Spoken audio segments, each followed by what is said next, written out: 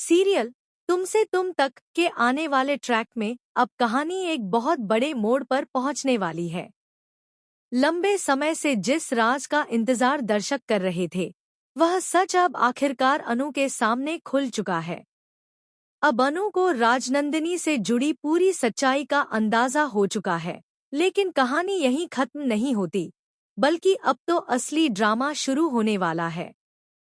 सच जानने के बाद अनु पर इतना गहरा असर पड़ा कि वह खुद को संभाल नहीं पाई और वहीं पर बेहोश होकर गिर पड़ी। इतनी बड़ी सच्चाई अचानक सुनना उसके लिए आसान नहीं था। भावनाओं का तूफान जैसे उसके अंदर उमड़ पड़ा हो। ऐसे में आर्यवर्धन तुरंत घबरा गया और बिना एक पल की देर किए वह अनु को लेकर हॉस्पिटल पहुंचता है। रास्ते भर उसके चेहरे पर टेंशन साफ दिखाई देती है, क्योंकि वह जानता है कि अनु की हालत खराब उसकी वजह से हुई है। हॉस्पिटल में डॉक्टर अनु का इलाज करते हैं और कुछ देर बाद धीरे धीरे अनु को होश भी आ जाता है। वह शारीरिक रूप से तो ठीक हो जाती है, लेकिन उसके दिल और दिमाग में उठे सवाल अभी शांत नहीं हुए। अब अनु के अंदर एक हल्की सी नाराजगी है, एक तरह का भरोसे का टूटना, क्योंकि उसे सिर्फ आधा सच पता चला है। उसे यह नहीं पता कि राजनंदिनी अब इस दुनिया में नहीं है।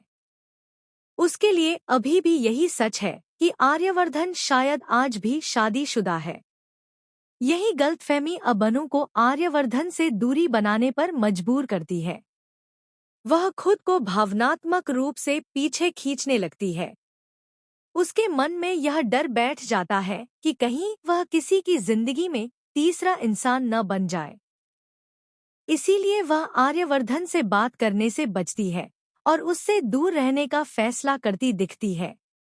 लेकिन अब कहानी में एक बड़ा और अहम मोड़ आने वाला है, क्योंकि आर्यवर्धन अब यह तय कर चुका है कि वह अनु को अब आधा नहीं बल्कि पूरा सच बताएगा।